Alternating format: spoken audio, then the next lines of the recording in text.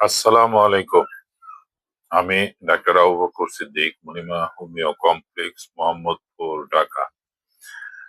আমি যে বিষয় নিয়ে কথা বলবো তা হলো থ্যালাসেমিয়া যদি আক্রান্ত হন বা আপনার বাচ্চা যদি থ্যালাসেমিয়া বা আপনার ছেলে মেয়ে যদি থ্যালাসেমিয়া আক্রান্ত হয় তাহলে কি করবেন?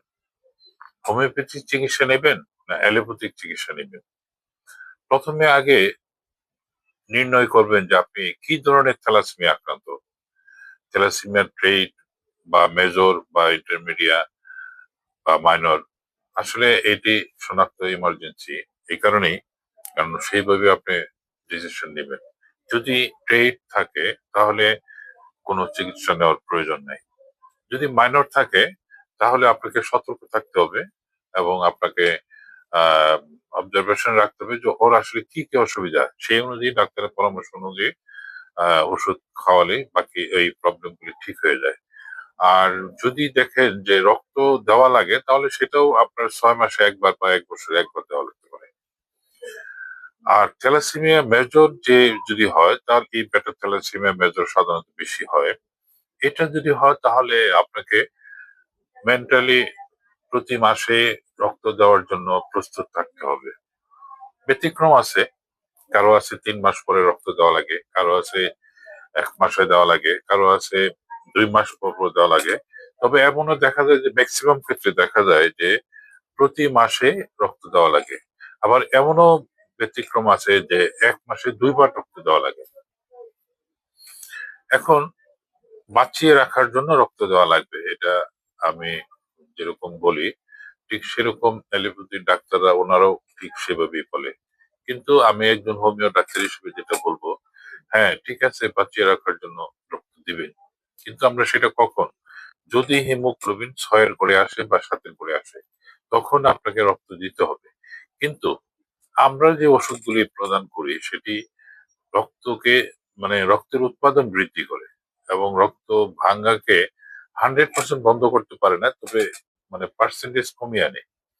আর রক্ত বৃদ্ধি পেলে আপনি আস্তে আস্তে করে রক্ত দেওয়ার হারটা কমে আসে। যেমন আমি একটু বুঝিয়ে বলি, যেমন আপনার বাচ্চা থ্যালাসেমিয়া আক্রান্ত, আপনি মাসের 28 থেকে 30 তারিখের মধ্যে রক্ত দেন।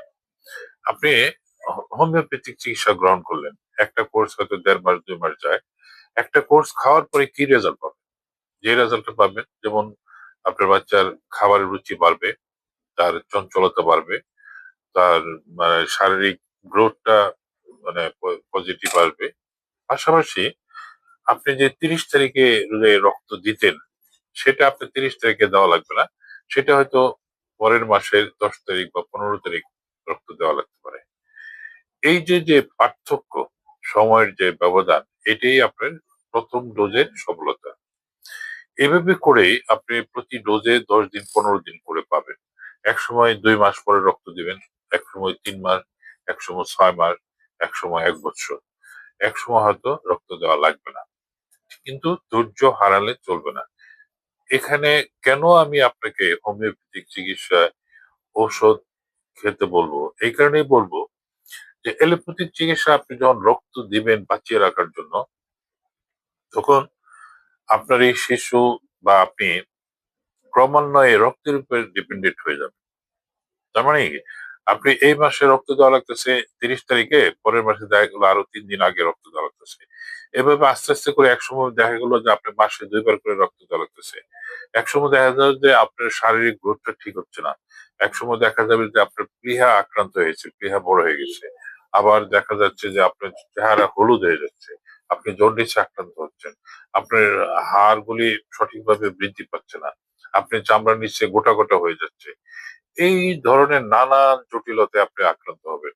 কিন্তু হোমিওপ্যাথিক চিকিৎসায় এইগুলির একটাও পাওয়া যাবে না। শুধুমাত্র হয়তোবা প্লীহাটা বড় থাকবে, মানে আপনি যদি থ্যালাসেমিয়া আক্রান্ত হন, ১ম অ্যাটাক হলো প্লীহা, পরবর্তীতে লিভার এবং পরবর্তীতে জন্ডিসের রূপ আকার ধারণ করে এবং এর পরবর্তীতে আরো নানান জটিলতা দেখা দেয়।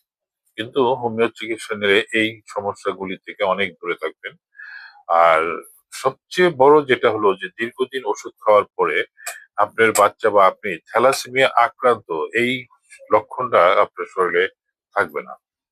এবং ক্রমান্বয়ে আপনি একদম সুস্থ, যেমন আমার অনেক রোগী যারা আছে তারা দিব্যি পড়াশোনা করতেছে, দিব্যি আপনি বিয়ে শাদী হচ্ছে, বাচ্চা হচ্ছে, কিংবা নানান স্বাভাবিক জীবনযাত্রা মেনটেন করতেছে। এটা সম্ভব একমাত্র নিয়মিত ওষুধ খাওয়ার মাধ্যমে। আবার একটানা 13 বছর রক্ত দেওয়ার পরিণতি আমি দেখেছি খুব কাছ থেকে। যেমন একটা মেয়ে, ময়মনসিংহের, সে মেয়েটা আমার চেম্বারে আসলো। আমার চেম্বারের সামনে মাত্র 10 ফিট জায়গা। এই 10 ফিট জায়গা থেকে যখন চেম্বারে আসলো, আমি তো ঘাবড়িয়ে গেলাম। দেখি মেয়েটা দম নিতে পারতেছে না, কিন্তু বাবা নির্বিকার। বাবা তাকিয়ে আছে, কিন্তু মেয়েটা স্বাভাবিক হতে কয়েক মিনিট লাগলো। সে থ্যালাসেমিয়া আক্রান্ত, মেজর। তার মাসে 4 বার রক্ত দিতে হয়, এবং শ্বাসকষ্ট এবং তার শারীরিক দুর্বলতা, খাবারের অরুচি, নানান জটিলতায় আক্রান্ত, পেটটা লোহার মতো শক্ত। এইসব ধরনের লক্ষণে সে জর্জরিত। এই এটা মানে আসলে একটা রোগীর শেষ পর্যায়ে, আসলে তখন কিছু করারও থাকে না। তারপরও আমি কিছুদিন আমার কাছে ওষুধ সেবন করছে, আস্তে আস্তে ইমপ্রুভ হচ্ছে, কিন্তু তাদের অর্থনৈতিক সংকটের কারণে তারা চিকিৎসা বন্ধ করে দেয়। আর আমি আসলে একজন ডাক্তার হিসেবে খুব কাছ থেকে অনেক রোগের পরিণতি দেখি আমি। আমি মনে করি থ্যালাসেমিয়া রোগটা আসলে একটা কষ্টকর রোগ। কারণ প্রতি মাসে রক্ত দেওয়া এবং প্রতি মাসে সেই রক্ত সন্ধান করা এবং সেই রক্ত ম্যাচ করা অনেক ঝামেলা। এই কারণে আমি পরামর্শ দিব যে আপনি হোমিও চিকিৎসা নেন এবং স্বাচ্ছন্দ্য জীবনযাপন করুন। যদিও যেটা নেগেটিভ সেটা হলো যে ওষুধের উপর ডিপেন্ড করতে হবে, ওষুধ খেয়ে যেতে হবে, এবং খাওয়ার পরে আপনি একসময় দেখবেন যে অনেক সুস্থ। এলোপ্যাথিকের চেয়ে তুলনামূলক, আমি এলোপ্যাথিক চিকিৎসার কাছকে দোষারোপ করছি না, কিন্তু থ্যালাসেমিয়া রোগীর ক্ষেত্রে দেখা যায় যে হোমিও চিকিৎসাটাই সবচেয়ে আরামদায়ক। আপনার সুস্থতা কামনা করে এখানে শেষ করছি। আল্লাহ হাফিজ।